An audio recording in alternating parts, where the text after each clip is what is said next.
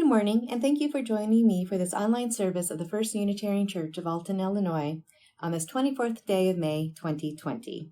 Our minister, the Reverend Amy Brooks, is in the pulpit on alternate Sundays, and for the services when she is not here, we offer guest speakers or a lay led by members of our congregation.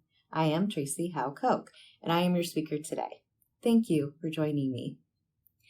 We welcome everyone to this place of comfort, spirit, justice, and hope. We are Unitarian Universalists.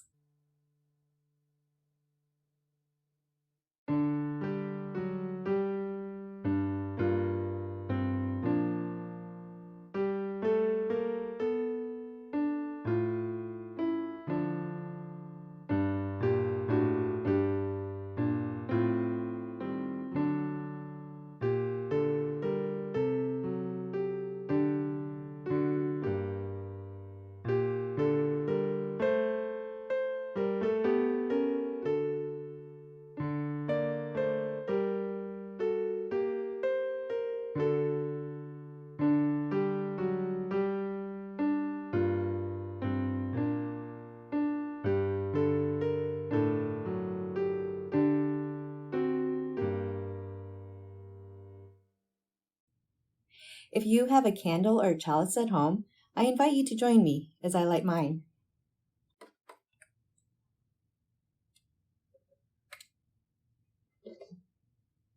We hallow this time together by kindling the lamp of our heritage. Our opening words are by Inuit shaman Uvabanuk. The great sea set me in motion, set me adrift, moving me like a weed in a river. The sky and the strong wind have moved the spirit inside me till I am carried away, trembling with joy.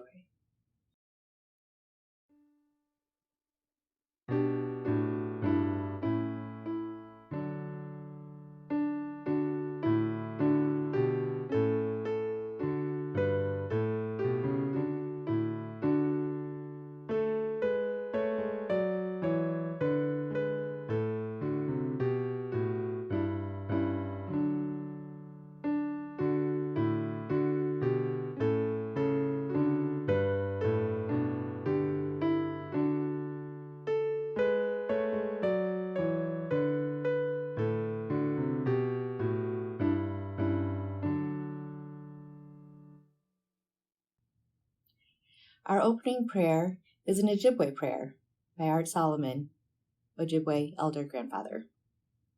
Look at our brokenness. We know that in all creation, only the human family has strayed from the sacred path. We know that we are the ones who are divided, and we are the ones who must come back together to walk in the sacred way. Grandfather, Sacred One, teach us to love, compassion, and honor, that we may heal the earth and heal each other. Our first reading today is We Belong to the Earth. It is attributed to Chief Noah Sealth. This we know. The earth does not belong to us. We belong to the earth. This we know. All things are connected like the blood which unites a family. All things are connected. Whatever befalls the earth befalls the sons and daughters of the earth. We did not weave the web of life. We are merely a strand in it. Whatever we do to ourselves. Our second reading is from Václav Havel. We must divest ourselves of our egotistical anthropomorphism, our habit of seeing ourselves as masters of the universe, who can do whatever occurs to us. We must discover a new respect for what transcends us, for the universe, for the earth, for nature, for life, and for reality. Our respect for other people, other nations, and for other cultures can only grow from a humble respect for the cosmic order and from an awareness that we are a part of it, that we share in it, and that nothing of what we do is lost, but rather becomes part of the eternal memory of being, where it is judged. Please listen now to our second hymn, Faith is a Forest. And following that, there will be a story for all ages, A Tiny Seed, the story of Wangari Maathai by Nicole Rajewski.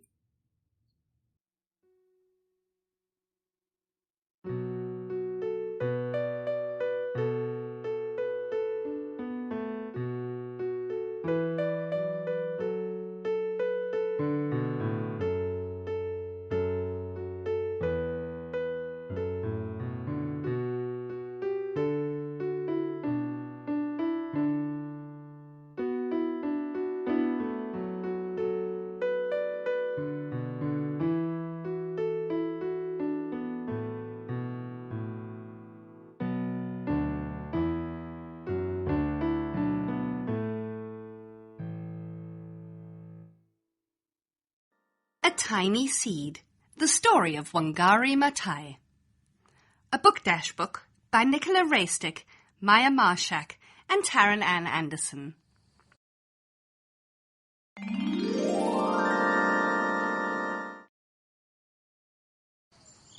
In a village on the slopes of Mount Kenya in East Africa, a little girl worked in the fields with her mother. Her name was Wangari. Wangari loved being outside. In her family's food garden, she broke up the soil with her machete.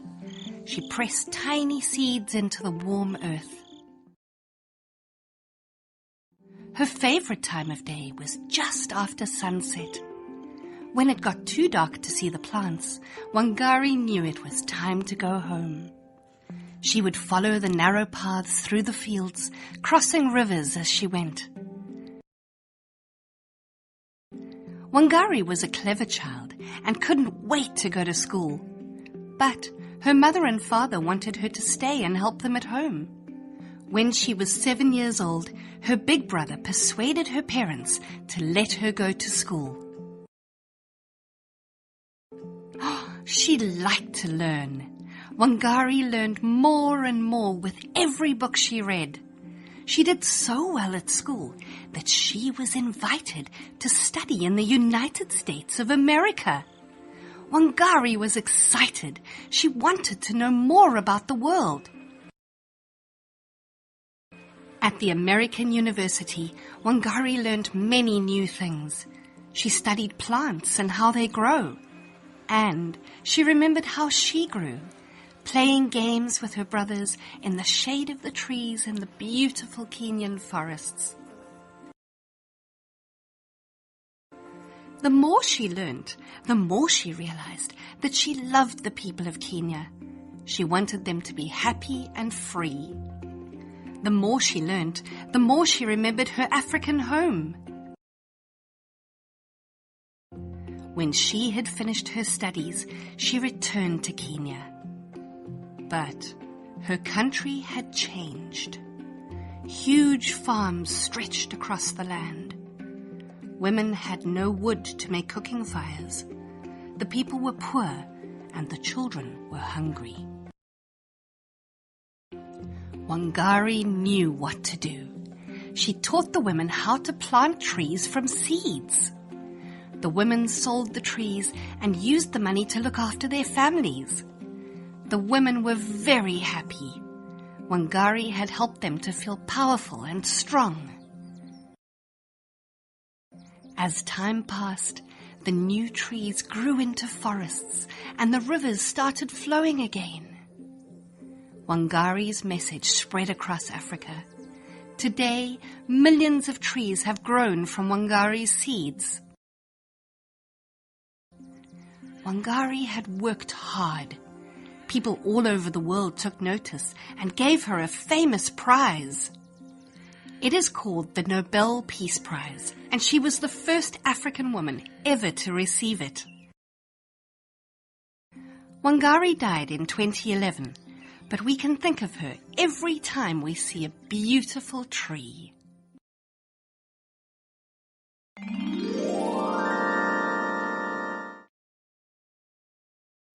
This program is produced by Cassie Lowers, Vian Venter, and Diane Simpson.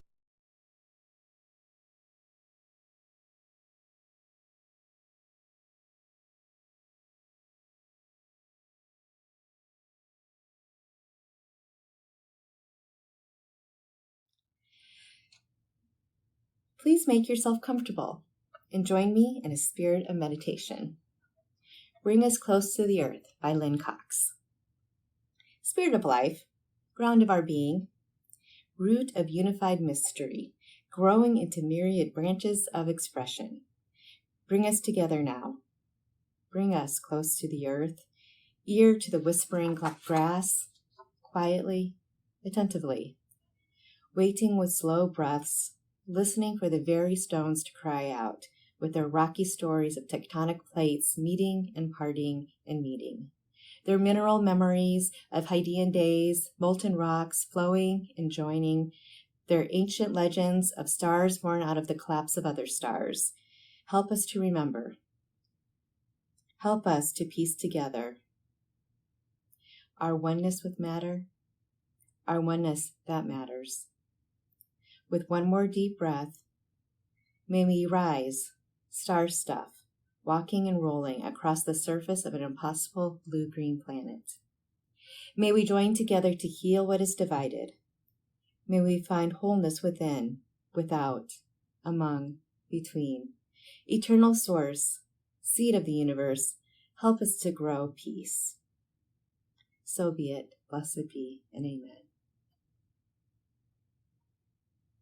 Our message today is The Interdependent Web by Lynn Unger, Minister for Lifespan Learning, Church of the Larger Fellowship. And I wanted to preface this to say that I chose this one because I found during this time of crisis and everybody hunkering down and seeing the great injustices of the world, it's easy to become overwhelmed, and it's easy to maybe forget what's part of ourselves and what we've identified and wanted to work towards, as we're just sometimes just trying to get by and to stay active and social and healthy and respect boundaries, sometimes bringing us back into something that we've always been passionate about, that maybe we've lost our way with as we've been dealing with the current situation, world situation, gets lost in the shuffle. So for me, it's been working towards my environmental goals and trying to be a better steward of the earth. And so I saw this sermon, and I really wanted to give it because with spring coming and the weather warming up, it's good to get outside. It's good to touch the earth, and it's good to just be together, even if we have to be socially distant. It's just great to see the sky again and feel the earth beneath our feet. And I hope this message is inspiring for you too. It is, I strongly believe, well worth it to make a direct, intensive study of Earth-centered sustainability. For my part, I've spent many hours working in the garden, becoming grounded, as it were, in the earth. I know that the earth in front of my house is veined with tan streaks of clay, which, true to its nature, bakes hard as pottery in the sun. For some reason, this seemingly unpalatable dirt is filled with earthworms, some of them as big as pencils, writing their slow story in the ground. By contrast, the soil in my backyard flower bed is loose and crumbly. Once, I had painstakingly retrieved it from the crabgrass and dandelion roots that have been laying claim there. It becomes utterly yielding. And I can dig holes for my new plants like a kid in the sandbox, without even needing a shovel or hand trowel. I believe in studying earth-centered sustainability, becoming centered in the earth, wrestling with dandelions and crabgrass as Jacob is said to have wrestled with an angel. Poking about the dirt is one way of practicing earth-centered spirituality.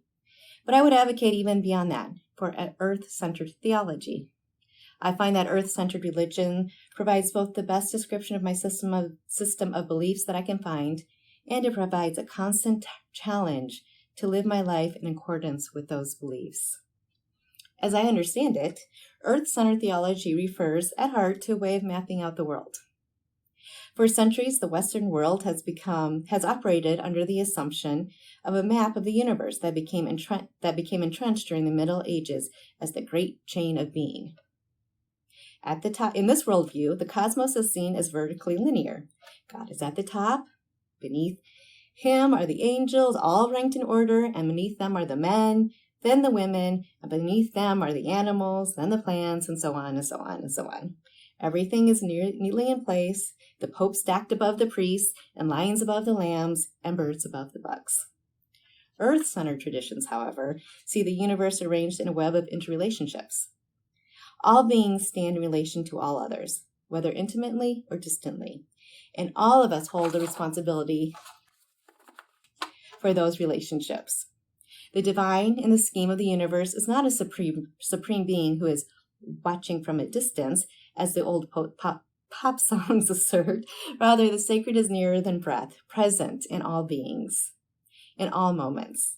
The bear carries divinity, but so does the dragonfly, and the white pine, the granite and sandstone.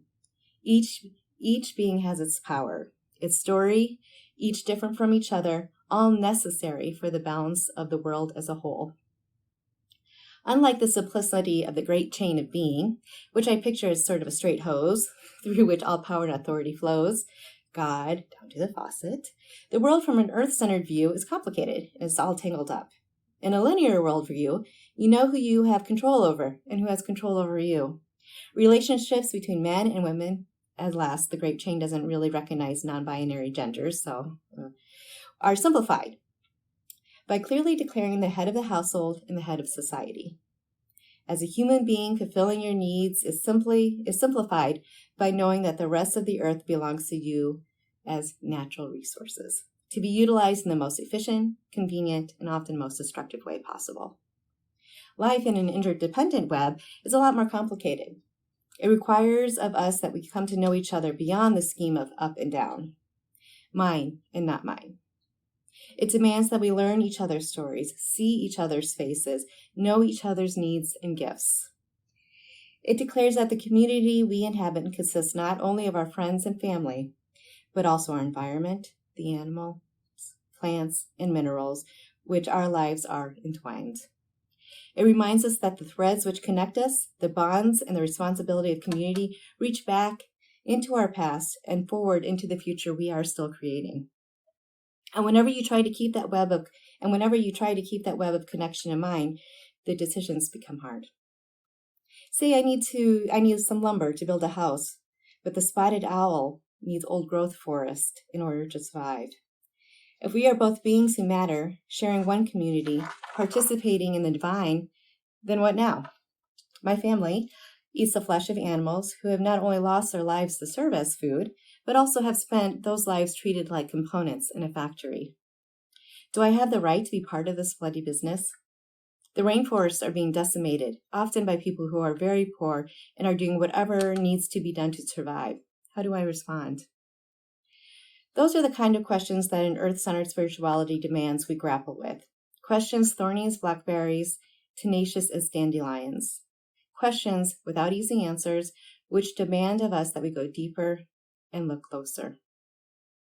Honoring the interdependent web means respect for all relationships, however small, with whatever sort of being. It does not mean, however, that all those relationships are of equal weight. I think of the interdependent web as being built, not as a vast tangle, but more like a spider's web. A series of concentric circles connected by spokes that weave through them all. Like any animal, my first allegiance is to my family, my friends, my tribe.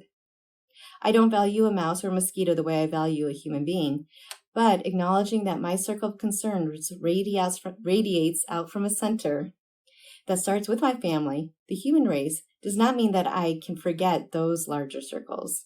Those spokes of the web pass all the way through, and when any piece vibrates, like the spider, I feel it. Living in this web of relationships is not simple or clear-cut. It isn't always possible to know the right thing to do, let alone how to do it. Giving up on the great chain of being means releasing a whole lot of being right. However, it also opens the complicated, tangled, always shifting possibilities of being in right relationships.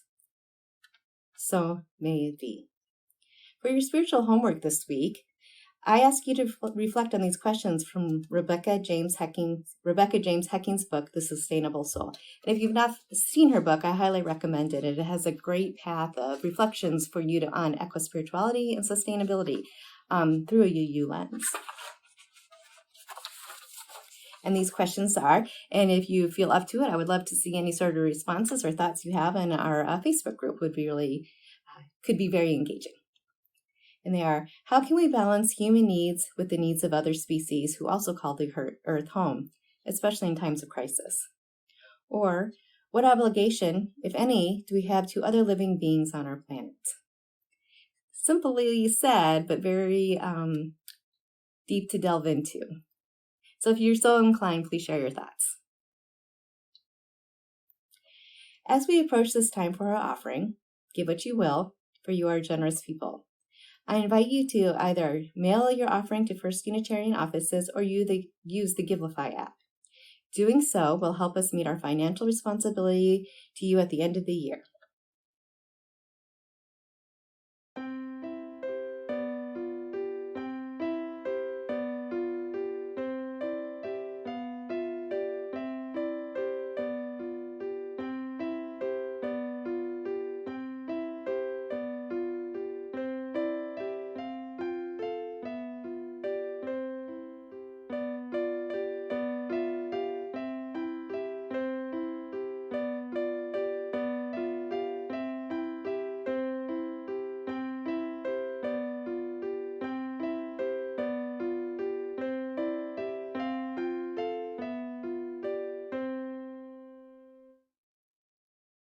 This morning's offerings will be most sincerely and greatly received.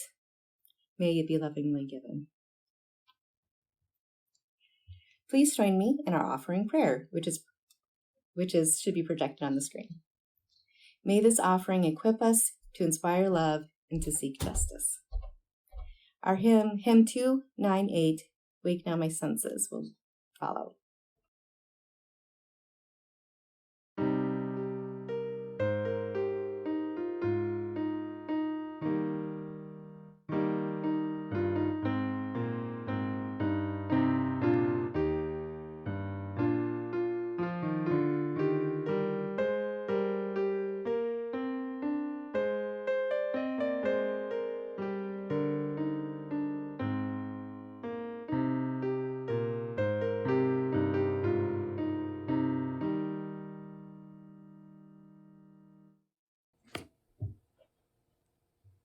I encourage everyone to be on the lookout for emails from the church office. They are the best way to keep up to date on all the happenings at the First Unitarian Church. You may also check out our Facebook group or on our webpage.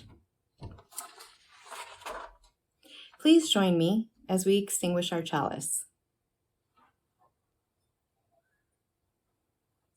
The light of truth and meaning cannot be put out. We are the keepers of this flame until we meet again.